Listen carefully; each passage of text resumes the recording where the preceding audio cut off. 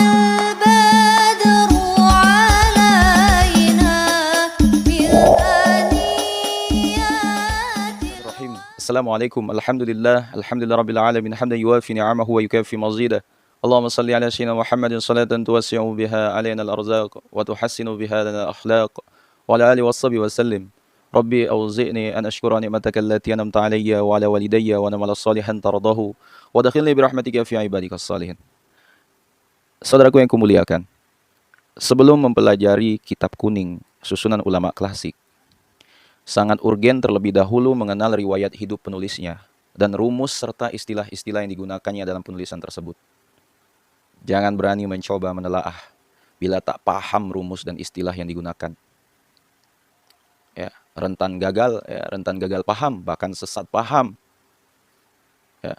Mungkin Anda mempertanyakan, kenapa belajar rumus sebelum mengkaji kitab kuning menjadi urgen? Di mana urgensinya? Baiklah sahabatku semua, mari kita telah bersama ya untuk menemukan alasannya. Jadi umumnya para ulama klasik dalam menulis kitab itu tidak menyebutkan nama ketika meriwayatkan dari guru utamanya. Hanya dengan syaikhina, guru kami, atau syekhi, guru kami. Ya. Demikian pula ketika menyebut nama ulama, biasanya meringkas dengan hanya menyebut nama dengan laqab atau gelarnya ataupun kunyahnya. Misalnya Asy-Syafi'i dan Ibn Idris untuk Imam Muhammad bin Idris Asy-Syafi'i. Ya. Al-Imam Muhammad bin Idris Asy-Syafi'i sendiri ya, dalam kitab Ar-Risalah ketika meriwayatkan suatu hadis itu kerap kali dengan seorang yang sikoh telah mengabariku. Siapa yang beliau maksud dengan seorang yang sikoh? Ya, ternyata bukan hanya satu orang. Ini ada rumusnya. Hanya bisa dikenali dengan mengkaji riwayat sanad Imam Asy-Syafi'i. Ya. Ada beberapa rumusnya itu. Ya. Bila beliau berkata seorang yang sikoh mengabariku ya, dari Ibnu Abi Zi'ib, maka yang dimaksud adalah Muhammad bin Ismail atau bin Abi Fudaik. Ya. Nah, bila beliau berkata seorang yang sikoh mengabariku dari Lais bin Sa'ad, ya, maka yang dimaksud adalah Yahya bin Hasan. Ya. Bila beliau berkata seorang yang sikoh mengabariku dari Walid bin Katsir, maka yang dimaksud adalah Amr bin Abi Salamah. Ya. Bila beliau berkata seorang yang sikoh mengabariku dari Ibnu Jurayj, maka yang dimaksud adalah Muslim bin Khalid Az-Zanji. Ya. Az-Zanji. Kemudian, bila beliau berkata seorang yang sikoh mengabariku dari Saleh, maka yang dimaksud adalah Ibrahim bin Abi Yahya. Hasabiku semua, bukan hanya dalam menulis nama guru. Nama ulama lain pun kadang ada rumusnya. Ya, beda bidang ilmu, beda pula maksudnya. Ya, misal ketika para ulama hadis menulis Syekhani, dua maha guru, maka yang dimaksud adalah Imam Muhammad bin Ismail Al-Bukhari dan Imam Muslim An-Naisaburi. Ya. Namun, bila ulama fikih menulis kata serupa, maka yang dimaksud adalah Imam Abdul Karim bin Muhammad Ar-Rafi'i. Ya. Ar-Rafi'i. Dan Imam Yahya bin Syarab An-Nawawi. Ya. Misal lainnya kata Al-Qadi. Ya. Bila ulama dalam bidang usul fiqh, maka yang dimaksud adalah Imam Muhammad bin Thayyib Al-Baqillani. Ya. Dalam bidang fikih, ya, ada dua ulama yang sering disebut dengan Al-Qadi. Ya, yaitu bila disebutkan dalam kitab generasi awal, maka yang dimaksud Imam Qadi Abu Hamid Al-Maruzi. Ya. Namun, bila disebutkan dalam kitab fikih generasi kedua, ya, maka yang dimaksud adalah Imam Qadi Husin bin Muhammad Al-Marwazi. Dalam bidang tafsir, yang dimaksud dengan Al-Qadi adalah Imam Abdullah bin Umar Al-Baydawi. Ya. Dan dalam bidang hadis, yang dimaksud adalah Imam Qadi, ya, Imam Qadi Iyad bin Musa.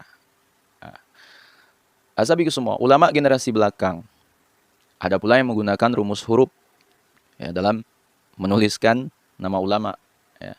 Ini seperti yang dilakukan Syekh Said Bakri Sato, ya, dalam menyusun kitab I'yanut Talibin. Misalnya huruf mim dan ro itu terpisah, ya, itu untuk Imam Syabuddin Ahmad bin Hamzah Ar-Romli, dan mim dan ro itu bersambung, yaitu untuk anaknya, ya, Imam Syamsuddin Muhammad bin Ahmad Ar-Romli. Nah, tidak terbatas pada nama, ya, penulisan istilah ataupun kalimat tertentu juga digunakan dalam kitab kuning, ya, untuk mengisyaratkan makna. Misal sebagian mereka mengatakan tanpa menuliskan siapa yang dimaksud dengan mereka. Nah, ini biasanya menunjukkan bahwa yang dimaksud adalah ulama yang semasa dengan penyusun. Ya. Ditulis demikian karena barangkali di kemudian hari, ya, ulama tersebut mencabut atau menarik ucapannya, ya, sehingga tidak layak lagi dinisbatkan padanya. Nah, asabiku semua, misal lainnya adalah kalimat dikutip oleh dan diceritakan oleh. Meski sekilas nampak sama, namun maksudnya berbeda. Ya. Kalimat dikutip oleh itu menunjukkan penulis setuju dengan kutipan tersebut. Ya. Sementara diceritakan oleh, ya, ini menunjukkan penulis tidak setuju atau tidak sepakat. Ya. Nah, asabiku semua, sebagian ulama ada yang menjelaskan rumus kitabnya pada pengantar atau muqaddimah, ya, seperti yang dilakukan Imam Yahya bin Syarab An-Nawawi, Imam An-Nawawi, ya, dalam menyusun kitab Minhajut Talibin. Ya, namun banyak para ulama lain yang tidak. Melihat urgensi mempelajari rumus-rumus ini, ya, membuat tidak sedikit para ulama menulis kitab khusus semacam kamus rumus untuk kitab kuning, utamanya kitab-kitab fikih. Ya, hal ini demi membentengi pembelajar dan pengkaji tidak sesat paham atas istilah dan rumus dalam kitab yang dipelajari dan dibacanya. Ya. Bahkan dalam beberapa bidang ilmu, ya, kajian istilah dan rumus, ya, kelak menjadi bidang ilmu tersendiri, ya, sebagai cabang dari induknya. Misalnya bidang ilmu hadis, ya, itu melahirkan ilmu mustalah hadis, ya, istilah-istilah hadis atau usul hadis. Ya, ilmu tafsir melahirkan usul tafsir. Ya. Membaca atau mempelajari suatu kitab dalam suatu bidang ilmu, sahabiku semua, tanpa mengenal istilah-istilah dan rumus-rumusnya, ya, riskan sekali menghasilkan gagal paham, bahkan sesat paham. Ya, karenanya, ya, orang-orang awam, ya, sebaiknya jangan membaca suatu kitab ulama, ya, khususnya kitab klasik, walaupun terjemahnya, ya, tanpa berguru kepada orang yang mengerti dan memahami isi kitab tersebut, termasuk rumus dan istilah-istilah yang digunakan penulisnya. Azabiku semua, era digital sekarang ini, di mana setiap orang begitu mudah mendapat kitab kuning, ya, baik versi bahasa asli maupun terjemahnya. Ya, karena telah banyak yang didigitalisasi dan bisa didownload dengan gratis. Pun juga artikel-artikel, paper, ya, makalah ilmiah, ya, begitu mudah diakses. Ya. Maka saya sampaikan kepada temanku semua, siapapun sebelum membaca kitab kuning, mestinya mempelajari dan kenali rumus dan istilah yang digunakan dalam kitab tersebut terlebih dahulu. Tidak terkecuali kita. Ingat, ya, jangan baca kitab kuning sebelum mempelajari rumus dan istilah-istilahnya.